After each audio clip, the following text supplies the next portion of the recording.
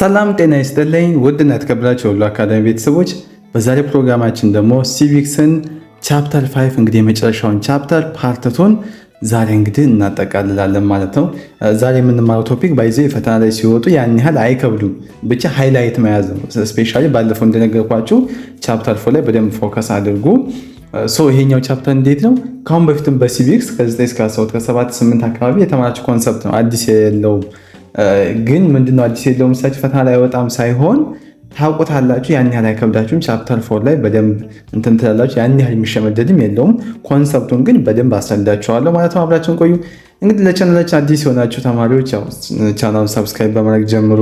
እንግዲህ ከዚህ በተጨማሪ ብዙ ከማባድ ኮርሶች፣ ሚድ ኤግዛም፣ ፋይናል ኤግዛም ከነመልሶቻቸው ከማባሪያ ጋር በጥሩ ቪዲዮ እዚያ ይለቀቃሉ እና ሰብስክራይብ በማድረግ ጀምሩ። በተጨማሪም ደግሞ ቀጣይ እንዲሰራላችሁ የምትፈልጉትን ኮሜንት ሴክሽን ላይ አስቀምጡልን። በቪዲዮ መጨረሻ እንግዲህ አንድ ሽልማት አለ፣ እሱን የምነግራችሁናል። ቪዲዮውን ስንጨርስ እንቀጥል። The Federal Constitution or 1995 Federal Constitution የሚለው እንግዲህ የ1995 የወጣውን ከሱ በፊት ያሉት እንግዲህ ሁሉንም ከ1931 በፊት ያለውን የ1931ን የ1955ን የ87ን ሁሉንም እንግዲህ ልዩነታቸው ምን ይመስላሉ፣ ምንድነው የተሻሻለው፣ ምን አካተዋል የሚለውን ከዚህ በፊት በነበረው ቪዲዮ በደንብ አይተናል። ዛሬ ደግሞ ስለ ፌዴራል ኮንስቲቱሽን ወይም የ1995 ኮንስቲቱሽንን የምናይ ይሆናል ማለት ነው። The Federal Constitution has much wider coverage of both human and democratic rights. Within one third of its articles dedicated to them. እንግዲህ የፌዴራል ኮንስቲቱሽን እንደሚታወቀው እጅግ በጣም ሰፊ የሂውማንና የዲሞክራቲክ ራይት ሽፋን ያለው ሲሆን ከአንቀጾችም እንግዲህ 1/3 ለነኚህ መብቶች የተሰጠ ነው። ዋናው ፎከሱ 1/3 ለነኚህ መብቶች የተሰጠ ነው። It introduces the federal forms of governance. እንግዲህ የፌዴራል አስተዳደር ስርዓትን አስተዋውቆናል ነው ለመጀመሪያ ጊዜ እሱን ያስተዋውቀን። It assigns the power of constitutional review to the second chambers of parliament or the house of federations. የኮንስቲቱሽን ትርጓሜ ስልጣን እንግዲህ ለሁለተኛው የፓርላማ ምክር ቤት ወይም ለፌዴሬሽን ምክር ቤቱ ሙሉን ሰጥቷል ማለት ነው። It embodies the legislative principle to premieres such as the first one is the right to self determination of collectives. እንግዲህ እንደምታውቁት የዚህ በመግቢያው ላይ እነኚህ የጠቀሳቸው ወይም በመግቢያው ላይ ያሉት እነኚህ ዋና የእኩልነት መርሆች እንግዲህ የሂውማንና ዲሞክራሲ የሚባሉ ዋናዎቹ በመግቢያው አካባቢ ጠቅሶ አልፏል። እንግዲህ ለምሳሌ መጀመሪያውን ስናይ the right to self determination of collectivity ሲል እንግዲህ የህዝቦች የሰልፍ ዲተርሚኔሽን ወይም የራስን ዕድል በራስ የመወሰን መብት እንዳላቸው ገልጿል ነው። ሁለተኛው ደግሞ the rules of law democracy and development የሩል ኦፍ ላው የዲሞክራሲ እና የልማት መብትን ተጠቅሷል ነው። እነኚህም fundamental rights and freedoms መሰረታዊ መብቶችና ነፃነቶችም በዚህም ተጠቅሰው እናገኛቸዋለን ነው። ሌላው ደግሞ equality and non-discriminations እኩልነትና መድሏዊነት መቃወምንም ተጠቅሷል ነው።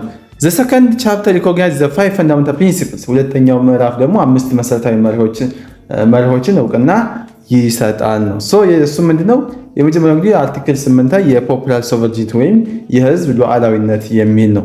ሁለተኛው ፖይንት ደግሞ እዚህ ጋር አርቲክል 9 ላይ ያለው ኮንስቲቱሽናሊዝም ኤንድ ኮንስቲቱሽናል ሱፕሪማሲ ኮንስቲቱሽናሊዝም እና የኮንስቲቱሽናሊዝም ወይም የኮንስቲቱሽን የበላይነት የሚል ደግሞ አርቲክል 9 ላይ ተጠቅሷል ነው። ሌላው አርቲክል 10 ላይ ደግሞ ሳንሲቲ ኦፍ ሂውማን ራይትስ ይላል። የሂውማን ራይትስ ወይም የሰው ልጅ መብት እንግዲህ ክቡርነት ወይም የሰው ልጅ ክቡርነት የሰው ልጅ መብት ክቡርነት የሚል ሳንሲቲ ኦፍ ሂውማን ራይትስ አርቲክል 10 ላይ ተጠቅሷል ነው። አርቲክል 11 ደግሞ ሴኩላሪዝም ነው። ሴኩላሪዝም ማለት እንግዲህ ከዚህ በፊት የነበሩት መንግስትና ሃይማኖት በኦርቶዶክስ ሃይማኖት ነበር አብዛኛው ሊድ የሚለው እዚህ ጋር ደግሞ መንግስትና ሃይማኖት መለያየት እንግዲህ የሚል አርቲክል 11 ላይ ተጠቅሷል ነው። አካውንታቢሊቲ ኤንድ ትራንስፓረንሲ ኦፍ ገቨርንመንት ደግሞ አርቲክል 12 ላይ የመንግስት ተጠያቂነትና ግልጸኝነት የሚለው ደግሞ አርቲክል 12 ላይ ተጠቅሶ እናገኘዋለን ማለት ነው።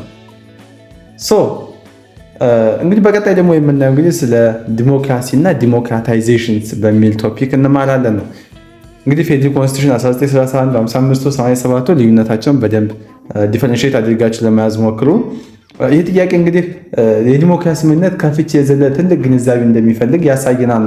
how do you find democracy የሚለው ምክንያቱም እያንዳንዱ ማህበረሰብ እንግዲህ እንደራሱ እሴትና ታሪክ ሊረዳው ስለሚችል how do you find democracy የሚለው ትልቅ ወይም ከዲሞክራሲ ምንነት ባለፈ ወይም ከፍቼው ጥልቅነት ግንዛቤ እንደሚፈልግ ነው።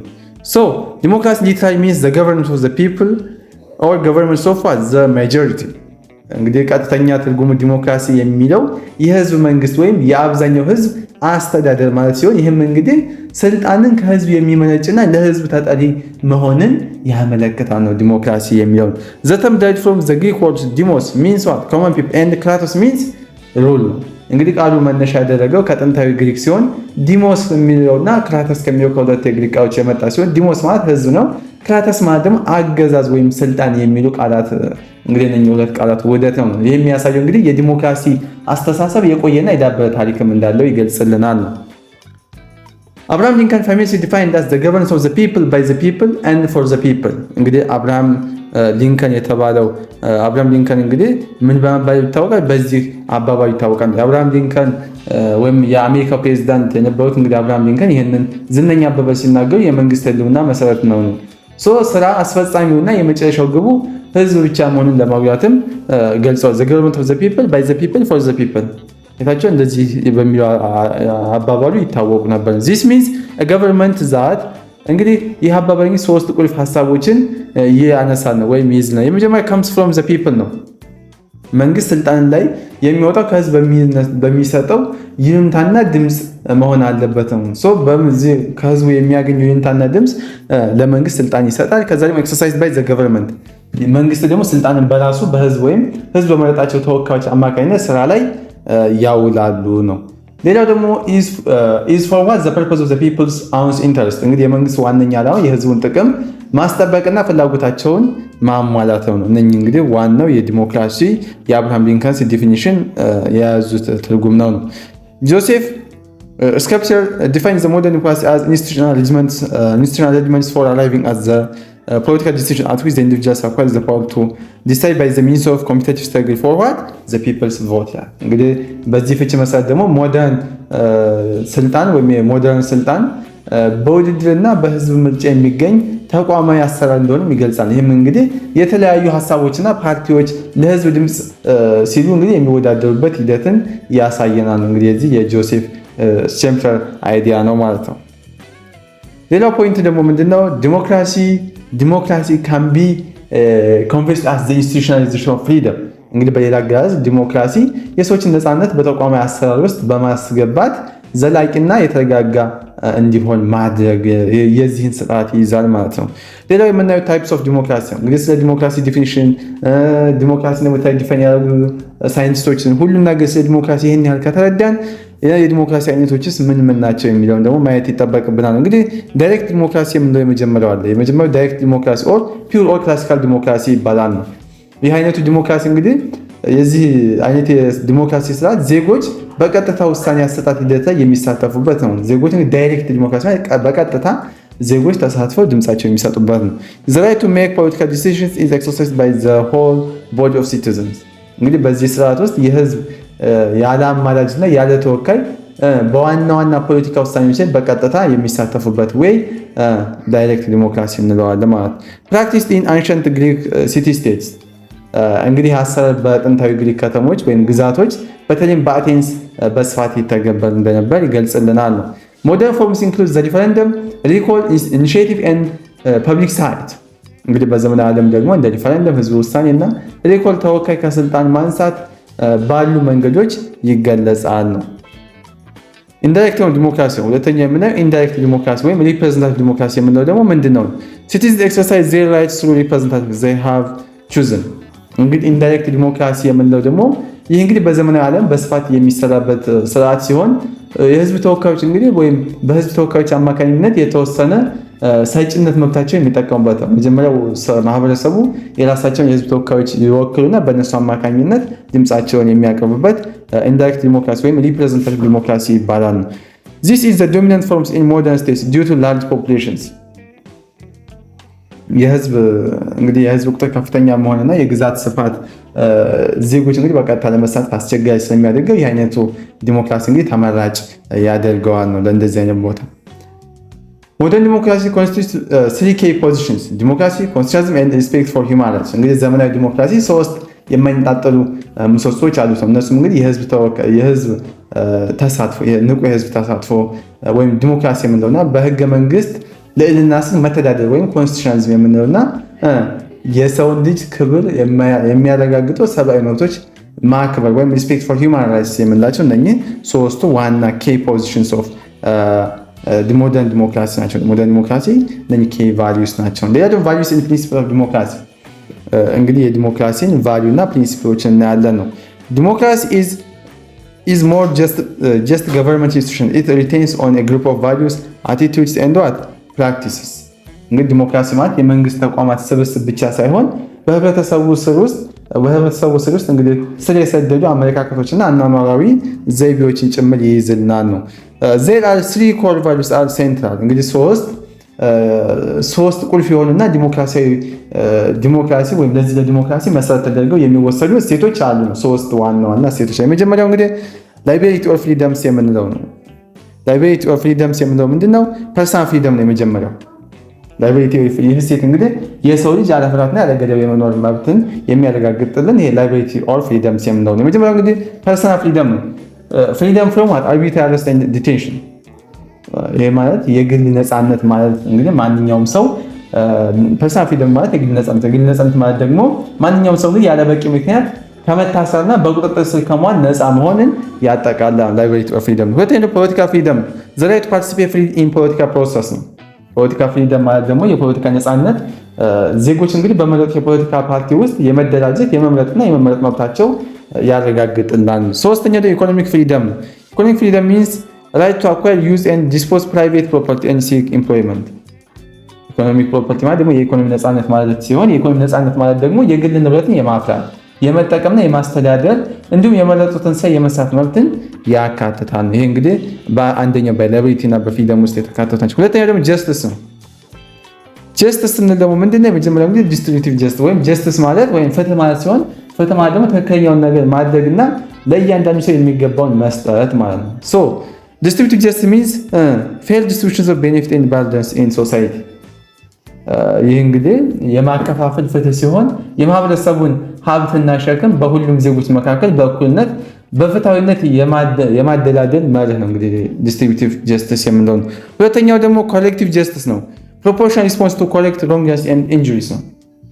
ይህ ደግሞ በደል ሲፈጸም የሚሰጠው ምላሽ ከተፈጸመው ጥፋት ጋር ተመጣጣኝ እንዲሆን የሚደረግ የማስተካከያ ፍትህ ነው። ኮሌክቲቭ ጀስቲስ የምንለው። ፕሮሲጀራል ጀስቲስ የምንለው ደግሞ ሶስተኛው ፕሮሲጀራል ጀስቲስ ነው። ፕሮሲጀራል ጀስቲስ ሚንስ ኢምፓርሻል ኤንድ ኦፕነስ ኢን ፕሮሲጀርስ ፎር ሜኪንግ ዲሲዥንስ። እንግዲህ የሂደት ፍትህ እንግዲህ በበኩሉ ውሳኔዎች በሚሰጡበት ጊዜ ሂደቱ ለሁሉም ግልጽና ገለልተኛና አድሎ የሌለበት መሆንን ያረጋግጣል። ሂደቱ ላይ በፕሮሰሱ ገለልተኛ፣ ግልጽና አድሎ የሌለበት መሆን አለበት። ይሄኛው ፕሮሲጀራል ጀስቲስ ይባላል። ሶስተኛው ደግሞ ኢኳሊቲ ነው። ሶስተኛው ምንድነው? ኢኳሊቲ እኩልነት ማለት እንግዲህ ሁሉም ሰዎች በህግ ፊትና በማህበራዊ ህይወት ውስጥ እኩል መብትና ክብር አላቸው ማለት ነው። ሶ እንግዲህ ይሄኛው ደግሞ ፖለቲካል ኢኳሊቲ የምንለው መጀመሪያው እንግዲህ ፖለቲካል ኢኳሊቲ እኩልነት ላይ ስንመጣ የመጀመሪያው ፖለቲካል ኢኳሊቲ ነው። ፖለቲካል ኢኳሊቲ ኦል አደልትስ ሃቭ ኢኳል ራይትስ ኤግዛምፕል 1% and 1 vote። እንግዲህ ፖለቲካል ኢኳሊቲ ማለት ወይም የፖለቲካ እኩልነት ማለት ሲሆን የፖለቲካ እኩልነት ማለት ደግሞ እያንዳንዱ ለአቅመ አዳም የደረሰ ዜጋ አንድ ሰው አንድ ድምፅ በሚለው መርህ መሰረት እኩል የመምረጥ መብት እንዳለው ያረጋግጣል ነው። ሁለተኛው ሶሻል ኢኳሊቲ ነው። ኖ ሶሻል ሂራርኪ ኦር ዲስክሪሚኔሽንስ። ሶሻል ኢኳሊቲ ማለት ደግሞ ማህበራዊ እኩልነት የምንለው ሲሆን በማህበራዊ እኩልነት ማለት በህብረተሰብ ውስጥ በዘር፣ በሃይማኖት፣ በጾታ ወይም በሌላ በማንኛውም ምክንያት የሚፈጠር ማንኛውም አይነት መድሎና የደረጃ ልዩነትን ይቃወማል ማለት ነው። እንግዲህ ይሄኛው ምንድነው? ሶሻል ኢኳሊቲ ነው። ሌላው ደግሞ ኢኮኖሚክ ኢኳሊቲ ነው። all people deserve equal and fair access to national resources and services። የኢኮኖሚ እኩልነት ደግሞ ሁሉም ዜጎች የሀገሪቱን ሀብትና አገልግሎት በእኩልነትና በፍትሃዊነት የማግኘት መብት እንዳላቸው ያረጋግጣል ማለት ነው። ሌላው ደግሞ ፈንዳሜንታል ፕሪንሲፕልስ ኦፍ ዲሞክራሲ ነው የምናያቸው። እንግዲህ የዲሞክራሲ ፈንዳሜንታል ፕሪንሲፕሎች ምን ይመስላሉ የሚለው እናያለን ማለት ነው። ዲሞክራሲ እንግዲህ እውን እንዲሆን የግድ ሊተገበሩ የሚገባቸው መሰረታዊ መርሆች አሉ። ከነሱ መካከል እንግዲህ የመጀመሪያው ፖፑላር ሶቨርጂኒቲ ነው። ፖፑላር ሶቨርጂኒቲ የምንለው ይህ እንግዲህ መርህ ወይም ይሄ አንዱ መርህ ሲሆን የመጨረሻ የስልጣን ባለቤት እንግዲህ ህዝብ መሆኑን የሚያውጅልን ፖፑላር ሶቨርጂኒቲ ወይም የህዝብ ሉዓላዊነት የምንለው ነው። እንግዲህ በአጠቃላይ ዜጎች የሀገር የበላይ ገዢ ሲሆኑ የመጨረሻ የስልጣን ባለቤትም የእነሱ ነው ተብሎ ይታመናል ነው። ሆልዲንግ አልቲሜት አውቶሪቲ ማለት ነው። This expression through the consent giving via regularly elected representatives። ይህ ደግሞ የበላይነት የሚገልጸው እንግዲህ በጊዜው በሚደረጉ ምርጫዎች ተወካዮቻቸውን በመምረጥ በሚሰጡት ፍቃድ ነው ማለት ነው። It implies the principles of majority rule within constitutional limits. ይህ ማለት እንግዲህ አብላጫውን ድምፅ ውሳኔ ተፈጻሚ እንዲሆን ቢያደርግም በህገ መንግስታዊ ማዕቀፍ ውስጥ ሆኖ የአናሳዎች መብት በማይጋፋ መልኩ መሆን አለበት። እንግዲህ አርቲክል 8 እዚህ ጋር እንግዲህ በኢፌዴሪ ህገ መንግስት መሰረት የሉዓላዊ ስልጣን ባለቤት የኢትዮጵያ ብሔር ብሔረሰቦችና ህዝቦች መሆናቸውን በግልጽ አስቀምጦልናል። እንግዲህ በአጠቃላይ ፖፑላር ሶቨሬኒቲ የምንለው ይህንን ይመስላል ማለት ነው። ሁለተኛ የምናየው ደግሞ ኮንስቲቱሽናል ሱፕሪማሲ ነው። ይህ ማለት ደግሞ ህገ መንግስት ከማንኛውም ህግ ደንብና አሰራር በላይ መሆኑን የሚያረጋግጥልን ኮንስቲቱሽናል ሱፕሪማሲ የሚለው ኮንሰፕት ይሆናል ማለት ነው። This principle places the constitution as the highest level in the hierarchy of laws. በህግ የበላይነት ስርዓት ውስጥ እንግዲህ ህገ መንግስት በህጎች ተዋረድ እናት ላይ የሚገኝ ወይም ከፍተኛ ላይ የሚገኝ ለሁሉም የበላይ የሆነ ትልቁ ሰነድ ነው። ስለዚህ ኮንስቲቱሽን ከሁሉም በላይ ምንድነው? የበላይ ነው። ህገ መንግስቱ እንግዲህ ሌሎች ህጎችን እንዲወጡና እንዲተገበሩ የሚቆጣጠር መሰረታዊ ህግ ወይም የህግ ሁሉ ህግ ተደርጎ ይታሰባል። ማን? ኮንስቲቱሽናል ሱፕሪማሲ። እንግዲህ በፌዴራል ህገ መንግስት መሰረት አርቲክል 9 እንግዲህ መሰረትም ህገ መንግስቱ የሀገሪቱን የበላይ ህግ በመሆን እንዳስቀመጠው ይገልጽልናል። ሶስተኛው ምናይ ደግሞ ሩል ኦፍ ሎው ነው። ሩል ኦፍ ሎው የምንለው ደግሞ የህግ የበላይነት ማለት ሲሆን ይህ ማለት ደግሞ ሁሉም ሰው ገዢዎችን ጨምሮ ለህግ ተገዥ መሆን እንዳለባቸው ያስገድዳል። እንግዲህ ህብረተሰባዊ ስርዓቱ ወጥነት፣ ግልጸኝነትና ቀጣይነት ባለው መልኩ እንዲመራም የሚያደርግ ቁልፍ አካል ይሄ ሩል ኦፍ ሎው እንለዋለን ማለት ነው። እንግዲህ መንግስት ስልጣኑን የሚጠቀመው በግልጽ በታወቁ አድሎ በሌለባቸውና ለህዝብ ይፋ በሆኑ ህጎች መሰረት ብቻ መሆኑን እንዳለበትም ያስገድዳል። It is what safeguards against the arbitrary and embodies the predominance of law over unrestricted authority. ይህ ማለት እንግዲህ ከአገዛዝ የሚከላከልና የህግን የበላይነት ከማንኛውም ያልተገደበ ስልጣን በላይ የሚያደርግ መሰረታዊ ባህሪ ነው። ይሄኛው ሌላው ደግሞ ሴኩላሪዝም ነው። ሴኩላሪዝም የምንለው በመንግስትና በሃይማኖት መካከል ግልጽ የሆነ የኃላፊነትና የተግባር ልዩነት እንዲኖር የሚያደርግ ነው ማለት ነው። This principle demands a strict separation of state and religion. መንግስት በሃይማኖት ጉዳይ፣ ሃይማኖት በመንግስት ጉዳይ ጣልቃ እንዳይገባ ጥብቅ የሆነ ልዩነት እንዲኖርም ያግዛል። It asserts freedom of religion and freedom from the government imposition of religion. የሃይማኖት ነፃነት የሚያረጋግጥ ሲሆን እንግዲህ መንግስት በዜጎች ላይ የራሱን ሃይማኖት እንዳይጭንም የሚከላከል ነው። እንግዲህ የመንግስት ጣልቃ ገብነት ሊፈቀድ የሚችለው መቼ ነው? ሰላምን ለማስጠበቅና አንዱ ቡድን የሌላውን መብት ሊጥስና ወይም ሲጥስ ያንን ለመከላከል ያን ችግር ለመፍታት መንግስት በዛ ሃይማኖት ላይ ጣልቃ ሊገባ ይችላል። ምን ካደረገ? የዜጎቹን መብት ከጣሰ፣ ሰላማቸውን ካደፈረሰ እንጂ በሰላም ምንም ነገር ተጽዕኖ ሳይደርስ ከቀጠለ መንግስት በሃይማኖት ላይ ጣልቃ አይገባም። ሌላው ደግሞ ሰፓሬሽን ኦፍ ፓወርስ ነው።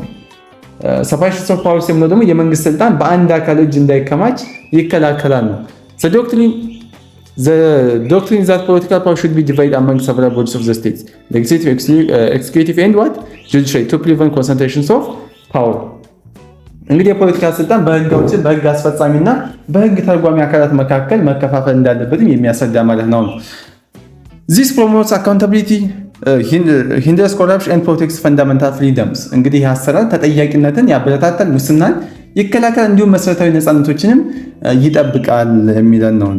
ሌላው ደግሞ ፍሪ ፌር ኤንድ ፔሪዮዲክ ኢሌክሽንስ ነው። ይሄኛው ደግሞ የዲሞክራሲ የልብ ትርታ ሲሆን ህዝቡ በነፃነት ፍላጎትን የሚገልጽበት ዋና መንገድ ተደርጎ ይታሰባል። ፍሪ ማለት ምንድነው?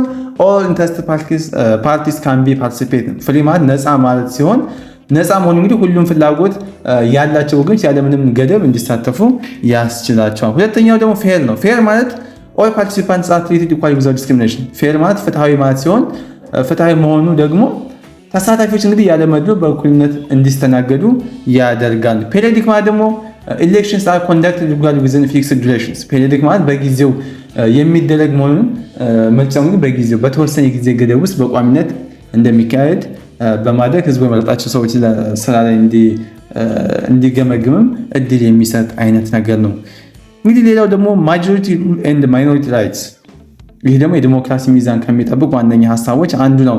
እንግዲህ በምርጫ መሰረት አብላጫውን ድምፅ ያገኘ ፓርቲ መንግስት ይመሰረታል እንዲሁም ያስተዳድራል ነው። ይሁን እንጂ እንግዲህ በአብላጫው ያልተወከሉት የአናሳው ክፍል መሰረታዊ መብቶች እንግዲህ ሙሉ በሙሉ ሊጠበቁና ሊከበሩም ይገባል። በዚህ በማጆሪቲ ሩል እና ማይኖሪቲ ራይትስ ማጆሪቲ ሩል እና ማይኖሪቲ ራይትስ ማለት ከፍተኛውን አብላጫ ወይም ከፍተኛውን ድምጽ ወይም አብላጫውን ድምጽ ያገኘው ይመራል፣ እነኛ ደግሞ መብታቸው ተጠብቆላቸው ይኖራሉ ማለት ነው። ፕሮቴክሽን ኤንድ ፕሮሞሽን ኦፍ ሂውማን ራይትስ ነው። ሌላው ደግሞ የአንድ መንግስት ዲሞክራሲያዊነት የሚለካው እንግዲህ ለሰብአዊ መብቶች የሚሰጠው ክብር ነው።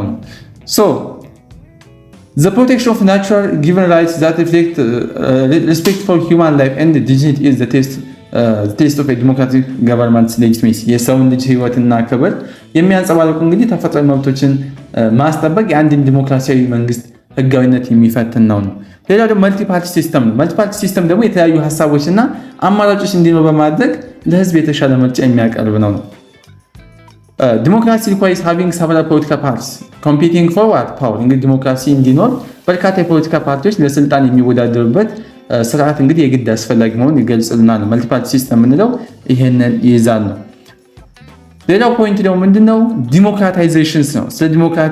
ስለ ዲሞክራሲ ይሄንን ካየን ዲሞክራታይዜሽንስ ማለት ምን ማለት ነው የሚለውን ኮንሰፕት እናያለን ማለት ነው። እንግዲህ ዲሞክራታይዜሽን is the process of transition from a non-democratic to a democratic regime ዲሞክራታይዜሽን ማለት አምባገነናዊ ወይም ዲሞክራሲያዊ ካልሆነ ስርዓት ወደ ዲሞክራሲያዊ ስርዓት የሚደረግ የሽግግር ሂደት ዲሞክራታይዜሽንስ እንለዋለን ማለት ነው። it is not simple process, it takes an extended period of time እንግዲህ ይህ ቀላል ሂደት ሳይሆን ለረጅም ጊዜ የሚወስድና በርካታ ፈተናዎች ያሉበት ጉዞ ነው። ይሄ ዲሞክራታይዜሽን በቀላሉ ዝም ብሎ የሚደረግ አይደለም። ረጅም ጊዜ የሚፈጅ ብዙ ኢፈርት የሚጠይቅ የረጅም ጊዜ ስራ ነው። there are three main elements ይህ ሽግግር ሂደት እንግዲህ ሶስት ዋና ዋና ክፍሎች አሉት። የመጀመሪያው እንግዲህ removal of the authoritarian regime በመጀመሪያ ደረጃ አምባገነናዊን ወይም አፋኝ ስርዓትን ከስልጣን ማስወገድን ያካትታል። ሁለተኛው ደግሞ installation of a democratic regime በመቀጠልም ዲሞክራሲያዊ ስርዓትና ተቋማትን መትከልና ማደራጀት ይጠይቃል። ሶስተኛው ደግሞ consolidation or long term sustainability of the democratic regime በመጨረሻም የተተከለው ዲሞክራሲያዊ ስርዓት ስር እንዲሰድና ዘላቂ እንዲሆን ማጠናከርን ያካትታል። it involves the institutionalizations of democratic ideas and principles such as recognition of basic civil and political rights, a multi-party system and an electoral system እንግዲህ ይህ ሂደት ዲሞክራሲያዊ እሳቤዎችንና መርሆችን ወደ ተቋማዊ አሰራር መቀየርንም ያካትታል። እንግዲህ መሰረታዊ የሆኑ የሲቪልና የፖለቲካ መብቶች እውቅና መስጠትና ማስከበርን በዚህ ውስጥ ይካተታሉ። በርካታ የፖለቲካ ፓርቲዎችን በነፃነት የሚንቀሳቀሱበት ስርዓትን መዘርጋት ያስፈልጋል። እንግዲህ ነፃ፣ ፍትሃዊና ታማኝነት ያለው የምርጫ ስርዓትም መመስረት ይኖርበታል ይለናል ማለት ነው። ሌላው ደግሞ የምናየው አክተርስ ኦፍ ዲሞክራታይዜሽን እንግዲህ የዲሞክራታይዜሽን አክተሮቹ እነማን ናቸው የሚለውን እናያለን ማለት ነው።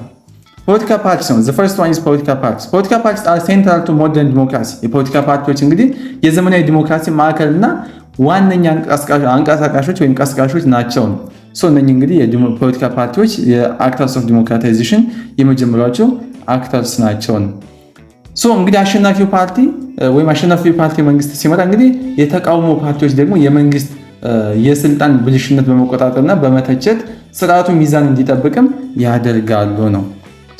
ፓርቲዎች እንግዲህ በህዝብና በመንግስት መካከል እንደ ድልድይ ሆነው በማገልገል የህብረተሰቡን ፍላጎትና ችግር ለመንግስት የሚያቀርቡ ናቸው። የመጀመሪያዎቹ ፖለቲካ ፓርቲስ እንግዲህ የመጀመሪያዎቹ አክተር ናቸው። ሁለተኛዎቹ አክተር ደግሞ ሚዲያ ናቸው።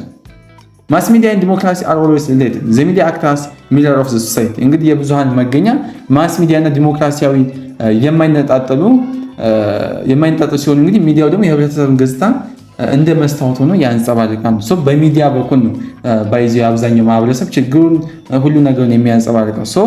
mirrors of what the society ያለው ሚዲያ ለዛ ነው።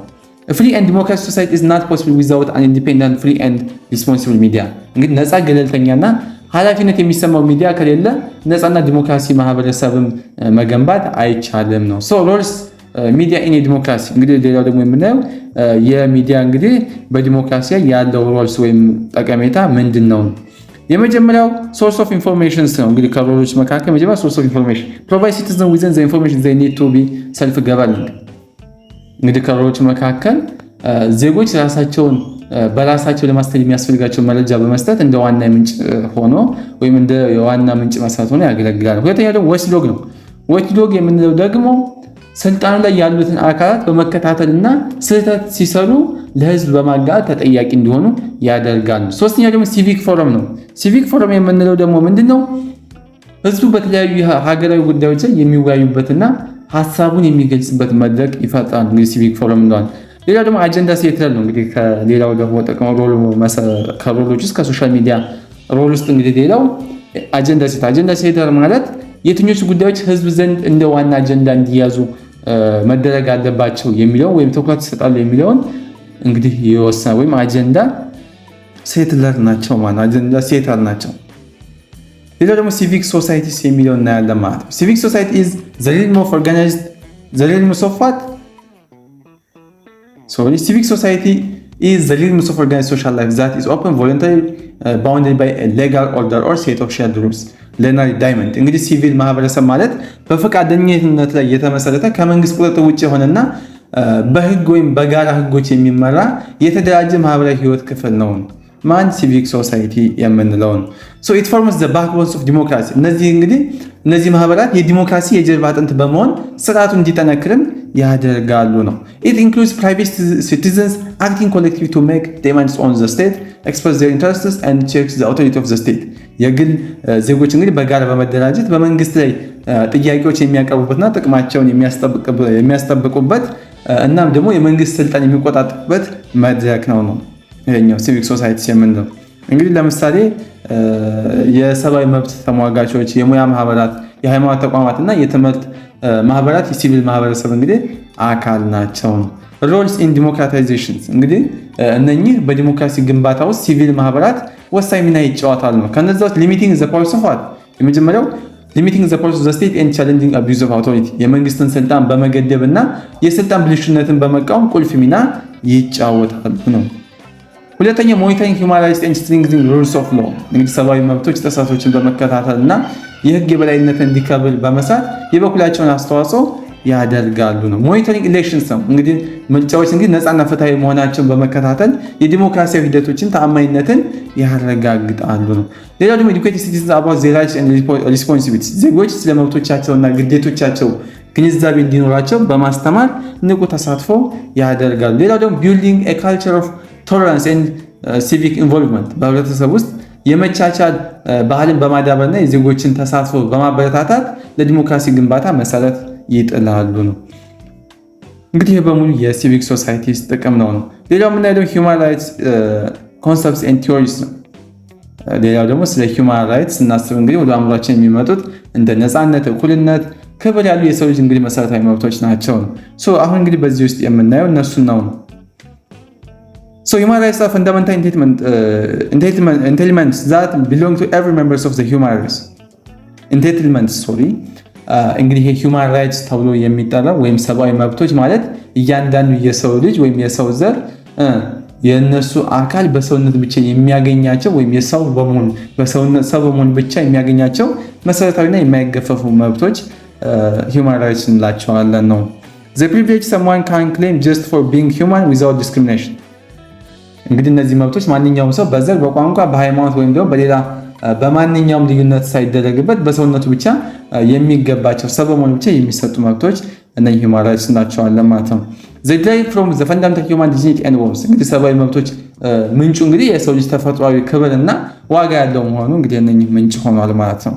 The Universal Declaration of Human Rights or UHDR Article 2 stipulates they belong to everyone without distinction of any kind, such as race, color, sex, language, religion, political or other opinion, national or social regime, property, birth and other status። እንግዲህ የተባበሩት መንግስታት የሰብአዊ መብቶች ድንጋጌ አንቀጽ 2 ላይ እንደተቀመጠው እነዚህ መብቶች እንግዲህ ለማንኛውም ሰው ያለምንም አይነት ልዩነት የሚሰጡ ናቸው። ለሁሉም ሰው ሰው በመሆኑ ብቻ የሚሰጡ እንደሆኑ አስረግጦ ተናግሯል ነው እዚህ ጋር። ሌላው ደግሞ ምናየው ሂውማን ራይትስ ኤንድ ሪስፖንሲቢሊቲስ የሰው ልጅ መብቶችና ሪስፖንሲቢሊቲያቸው ምንድነው የሚለው እናያለን ማለት ነው። ሂውማን ራይትስ ኢንቮልቭ ሪስፖንሲቢሊቲ ዲዩቲስ ቱዋርድ አዘር ፒፕል ኤንድ ዘ ኮሚኒቲ እንግዲህ ሰብአዊ መብቶች ከሌሎች ሰዎችና ከማህበረሰብ ጋር በተያያዘ ኃላፊነቶችና ግዴታዎችን ይጨምራሉ ነው። እንግዲህ ኤክሰርሳይዚንግ ራይትስ ሹድ ቢ ደን ዊዝን ዲው ሪጋርድ ፎር ራይትስ ኦፍ አዘርስ ፍሪደምስ ኦፍ ስፒች ቨርሰስ ራይት ቱ ፕራይቬሲ ለምሳሌ የመናገር ነፃነትን ስንጠቅም የሌሎችን ግላዊ መብት በማይጥስ መልኩ መሆን አለበት። የሌላ መብት ከጣስን አይሆንም ነው። እንደዛ ማድረግ አይገባም። State is the primary entity mandated within the promotion, protection and fulfillment of human rights. እንግዲህ መንግስት ሰብአዊ መብቶችን የማስተዋወቅ የመጠበቅና የማሟላት እንግዲህ ዋነኛ ኃላፊነት ያለበት ትልቁ አካል እንግዲህ መንግስት ነው። እንግዲህ የፌዴራል ህገ መንግስት አንቀጽ 13 መሰረታዊ መብቶች እንግዲህ እንደ UHDR ወይም እንደ ዩኒቨርሳል ዲክላሬሽንስ ኦፍ ሂውማን ራይት ካሉ ዓለም አቀፍ የህግ ሰነዶች ጋር በመስማማት በተስማማ መልኩ ወይም በሚስማማ መልኩ እንዲተረጎም ያዛል ነው። ሌላው ደግሞ የምናየው ላንድማርክስ ኢን ዴቨሎፕመንት ኦፍ ሂውማን ራይትስ ነው። እንግዲህ እዚህ ጋር ደግሞ የምናየው ዘመናዊ ሰብአዊ መብቶች እንግዲህ እንደ ባርነት፣ ዘር ማጥፋትና አምባገነንነት ያሉ ጭቆናዎችን ለመዋጋት ለረጅም ጊዜ የተደረጉ ትግሎች ውጤቶች ናቸው ነው። እንግዲህ ዝም ብሎ የመጡ አይደለም። the major landmarks include እንግዲህ በሰብአዊ መብቶች ታሪክ ውስጥ ወሳኝ የሆኑት አንዳንድ ክስተቶችና ሰነዶች የሚከተሉት ናቸው ነው። እንግዲህ የመጀመሪያው ማኛ ካርታ ነው 1215 ይሄኛው ደግሞ በ1215 በእንግሊዝ የመጣው ሰነድ የንጉስን ስልጣን በመገደብ ለህግ በላይነት እንግዲህ መሰረት የጣለ ነው። ሁለተኛው ደግሞ the English Bill of Rights ነው። ይሄ ደግሞ እንግሊዝ የህግ ሰነድ የፓርላማን ስልጣን በማረጋገጥ እና የዜጎችን መብቶች በማስከበር ረገድ ትልቅ ሚና ተጫውቶ ነበር። ሌላው ደግሞ the US Bill of Rights ነው በ1791 እንግዲህ የአሜሪካ የህግ ማሻሻያዎች የሆኑት እንግዲህ እነዚህ መብቶች የመናገር፣ የሃይማኖት እና የፕሬስ ነፃነት መብቶችን አረጋግጦ ይዟል ነው። ሌላ ደግሞ the French Declaration of Rights of Man and the Citizen የፈረንሳይ አብዮት ውስጥ እንግዲህ የሆነው ይህ ሰነድ ሁሉም ዜጎች እኩልና በነፃነት እንደተወለዱ ያውጃል ነው። ሌላው ደግሞ the UN Charter ነው። ይህ ደግሞ በ1945 የተባበሩት መንግስታት ቻርተር የዓለም እንግዲህ ሰላምና ሰብአዊ መብቶችን በማስከበር እንደ ዋና ዓላማ አስቀምጦታል ነው። the Universal Declaration of Human Rights ነው። ይሄኛው ደግሞ ለመላው ዓለማዊ ወይም ዓለም አቀፍ የሰብአዊ መብቶች የጋራ መስፈርት ሆኖ የሚያገለግል ታሪካዊ ሰነድም እንደሆነ ተጽፎ ተቀምጧል ነው። ኢንተርናሽናል ኮቨናንትስ ኦን ሲቪል ኤንድ ፖለቲካል ራይትስ ኤንድ ኢኮኖሚክ ሶሻል ኤንድ ካልቸራል ራይትስ ይህ ደግሞ ዓለም አቀፍ ቃል ኪዳኖች ወይም የዩኒቨርሳል ዲክላሬሽን ኦፍ ሂውማን ራይት ድንጋጌዎች ወደ ህጋዊ ግዴታነት የቀየሩ ሰነዶች ነበሩ ነው እነኚህ። ኮንቬንሽን ኦን ዘ ኤሊሚኔሽን ኦፍ ኦል ፎርምስ ኦፍ ዲስክሪሚኔሽን አጌንስት ውመን ይህ ስምምነት ደግሞ በሴቶች ላይ የሚደርሱ ሁሉንም አይነት መድሎዎች ለማስወገድ ያለመ ነበር ነው።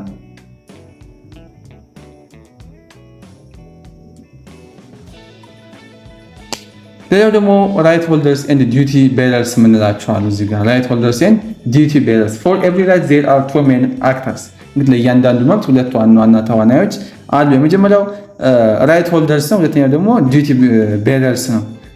እንግዲህ የመጀመሪያው ራይት ሆልደርስ የምንለው ምንድን ነው?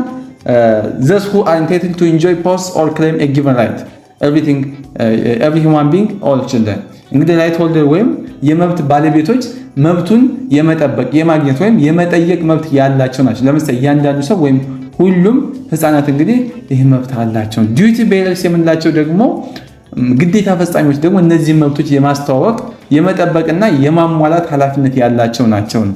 እነኚህ ዲዩቲ ቤረርስ እንላቸዋለን። The state is primary duty bearer for almost all rights እንግዲህ መንግስት ለአብዛኞቹ መብቶች ዋነኛ ግዴታ ፈጻሚ አካል ሆኖ ያገለግላል ማለት ነው። There is a cyclic relationships right holders claim their rights from the duty bearers who are then held accountable for fulfilling them በሁለቱ መካከል እንግዲህ ዑደታዊ ግንኙነት ያለ ሲሆን የመብቱ ባለቤቶች መብታቸውን ከግዴታ ፈጻሚዎች ይጠይቃሉ። ግዴታ ፈጻሚዎች ደግሞ ይህንን ባለመፈጸማቸው ተጠያቂ ይሆናሉ ነው። ሌላው ደግሞ ካታጎሪስ ኦፍ ሂውማን ራይትስ ነው የምናየው።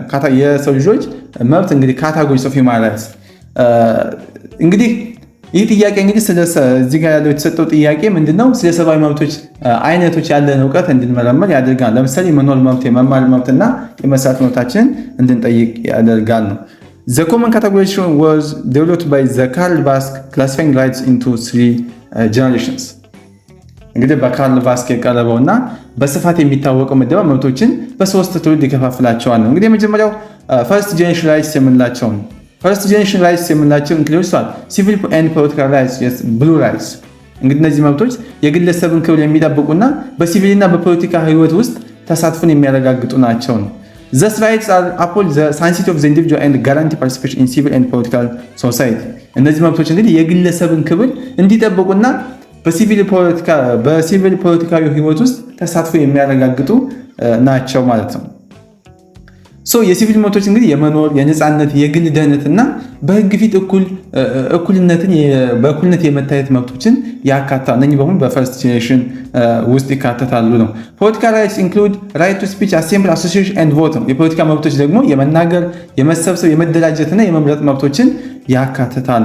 ኦፍን ኮልድ ኔጌቲቭ ራይትስ አር ዘ ፕራይመሪ ሪኳየርስ ዘ ስቴት ቱ ሪፍሬን ፍሮም ኢንተርፌሪንግ። እነዚህ መብቶች እንግዲህ መንግስት በዜጎች ህይወት ውስጥ ጣልቃ ከመግባት እንዲቆጠብ ስለሚያዙ ኔጌቲቭ ወይም ከልካይ መብቶች ይባላሉ። ሁለተኛው ደግሞ ሰከንድ ጄኔሬሽን ራይትስ የሚባሉት ናቸው።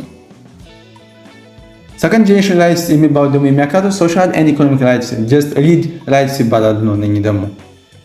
እነዚህ መብቶች ደግሞ መንግስት ቀስ በቀስ እንዲያሟላቸው የሚጠበቁና የህዝብን ደህንነት የሚያረጋግጡ መብቶች ናቸው ነው። The aspirations of rights that government should strive to achieve through progressive implementations። እነዚህ መብቶች ደግሞ መንግስት ቀስ በቀስ እንዲያሟላቸው የሚጠበቁና የህዝብን ደህንነት የሚያረጋግጡ መብቶች ናቸው። እነሱም የመማር፣ የጤና፣ የስራ ፍትሃዊ ክፍያ የማግኘትና ማህበራዊ ዋስትና መብቶችን በዚህ ውስጥ ይካተታሉ። በሰከንድ ጄኔሬሽን መብቶች ውስጥ ይካተታሉ። often called positive rights are they require the state to take active steps provide resources for their realization። እነዚህ መብቶች እንግዲህ እውን እንዲሆኑ መንግስት ንቁ እርምጃ እንዲወስድ ለምሳሌ ሀብት እንዲመድብ ስለሚጠይቁ ፖዚቲቭ ወይም አጋዥ መብቶች ይባላሉ ነው። ሶስተኞቹ ደግሞ ሰርድ ጄኔሬሽን ራይትስ ናቸው። ሶስተኞቹ ደግሞ ሰርድ ጄኔሬሽን ራይትስ እንላቸው። እነሱ ደግሞ እንደው ፒስ ዴቨሎፕመንት ኤንድ ኢንቫይሮንመንታል ራይትስ ናቸው፣ ወይም ደግሞ ግሪን ራይትስ ተብለው ይጠራሉ። እነዚህ መብቶች እንግዲህ የአንድነት መብቶች በመባል የሚታወቁ ሲሆኑ የጋራ የሰው ልጅን ደህንነት ይመለከታሉ ነው። So there are solidarity rights and aim to guaranteeing the share in the benefits of the earth's natural resource and economic growth። እነዚህ መብቶች እንግዲህ የአንድነት መብቶች በመባል የሚታወቁ ሲሆኑ የጋራ የሰውን ልጅ ደህንነትም የሚመለከቱ ናቸው። include right to see peace development and clean environment እንግዲህ የሰላም የልማትና የንጹህ አካባቢ መብቶች በዚህ ውስጥ የሚካተቱ ናቸው። they often transition and require global cooperation እነዚህ መብቶች እንግዲህ ድንበር ተሻጋሪ በመሆናቸው የዓለም አቀፍ ትብብርንም የሚጠይቁ ናቸው ማለት ነው። ሌላው ደግሞ derogations and limitations on human rights rights can be restricted under two conditions መብቶች እንግዲህ በሁለት ሁኔታዎች ሊገደቡ ይችላሉ። የመጀመሪያው ምንድነው? limitations lawful and justified limits on rights during nominal times to the safeguard national security public health morality and the rights of others። ሊሚቴሽን ወይም ገደቦች ደግሞ በሰላም ጊዜ የሀገርን ደህንነት፣ የህዝብን ጤና፣ ስነ ምግባር ወይም ደግሞ የሌሎችን መብት ለመጠበቅ ሲባል በህጋዊ መንገድ የሚጣሉ ወይም በእነሱ የሚወሰዱ ገደቦች ናቸው እነዚህ ሊሚቴሽኖች። ሁለተኛው ደግሞ derogation የምንላቸው ደግሞ temporary non-applications and suspensions of certain rights by the state during abnormal or emergency situations example external invasion natural disaster and so on። derogation ወይም ደግሞ መብትን ለጊዜው ማንሳት ማለት ደግሞ እንደ ወረራ ወይም የተፈጥሮ አደጋ ባሉ የአስቸኳይ ጊዜዎች ውስጥ እያንዳንዱ መብቶች ለጊዜው እንዲታገዱ ማድረግ ማለት ነው። እነዚህ እንግዲህ በዲሮጌሽንስ እንላቸዋለን ማለት ነው። ይሄኛው እንግዲህ በአርቲክል 93 የፌዴራል ህገ መንግስት እንግዲህ አንቀጽ 93 አስቸኳይ ጊዜ አዋጅ የሚታወጅበት ሁኔታዎችንም በግልጽ አስቀምጦልን አልፏል። ነን ዲሮጌቢሊቲ ኦፍ ሂውማን ራይትስ ነው እዚህ ጋር ደግሞ የምናየው። እንግዲህ ምንም አይነት አስቸኳይ ጊዜ ሁኔታ ቢኖር እንኳን ፈጽሞ ሊታገዱ የማይችሉ ልዩና ተፈጥሮ የሰው ልጅ መብቶች አሉ ነው። እንግዲህ ከነሱ መካከል የመጀመሪያው according to the ICCPR non-derogable rights include እንግዲህ በዓለም አቀፍ የሲቪልና የፖለቲካ መብቶች ቃል ኪዳን መሰረት እንግዲህ ፈጽሞ ሊገፈፉ የማይችሉ መብቶች የሚከተቱ ናቸው ነው። የመጀመሪያው rights against arbitrary deprivations of life ያለ በቂ ህጋዊ ምክንያት በህይወት የመኖር መብትን ያለ መገፋፍ ነው። ሁለተኛው ደግሞ freedom from torture ነው፣ ከመሰቃየትና ከሰብአዊ አያያዝ ነፃ የመሆን መብት ነው። ሶስተኛው ደግሞ freedom from slavery ነው፣ ከባርነትና ከግዳጅ ነፃ የመሆን መብት ማለት ነው። ሌላው ደግሞ freedom from retrospective application of criminal laws እንግዲህ የወንጀል ህጎች ወደ ኋላ ተመልሰው ተፈጻሚ እንዳይሆኑ የመጠበቅ መብት ነው። ሌላው ደግሞ freedom of thought, conscience and religion ነው፣ የሐሳብ የህሊናና የሃይማኖት ነፃነት መብት ማለት ነው። እንግዲህ የኢፌዴሪ ህገ መንግስት በአንቀጽ 1 1825 እና በአንቀጽ 39 ንዑስ አንቀጽ 1 እና 2 ስር ያሉትን መብቶች ፈጽሞ እንደማይታገዱም ደንግጎ ያስቀምጥልናል ማለት ነው። ሌላው ፖይንት ደግሞ እዚህ ጋር ኢምፕሊሜንቴሽንስ ኤንድ ኢንፎርስመንት ኦፍ ሂውማን ራይትስ እንግዲህ የተባበሩት መንግስታት ድርጅት በ1945 በ1945 ሲመሰረት ከዋና ዓላማዎቹ አንዱ የሰብአዊ መብቶች ማስጠበቅ ነበር ነው። እንግዲህ ዋናው እንግዲህ ይሄ ነው። So the key organs include the General Assembly, Security Council, International Courts of the Justice. የተባበሩት መንግስታት የሰብአዊ መብቶችን ከፍተኛ ኮሚሽን ቢሮ እንግዲህ በመላው ዓለም የሰብአዊ መብቶች የማስተዋወቅና የመከታተል ኃላፊነትም አለው ለናል። የተባበሩት መንግስታት እንግዲህ ዋና አካል ጠቅላላ ጉባኤውን የጸጥታው ምክር ቤትንና ዓለም አቀፍ የፍትህ ፍርድ ቤቱንም ያካትታል። ማን? የተባበሩት መንግስታት ዋና ጠቅላላ አካል ጉባኤው ማለት ነው። እዚህ ጋር እንግዲህ መረዳት ያለብን ነገር ምንድነው? የተባበሩት መንግስታት የሰብአዊ መብቶች ከፍተኛ ኮሚሽን ቢሮ ወይም OHCHR እንግዲህ በመላው ዓለም አቀፍ የሰብአዊ መብቶች የማስተዋወቅና የመከታተል ኃላፊነትም አለበት። እንግዲህ ይህን የሚያደርገው እሱ ነው ማለት ነው።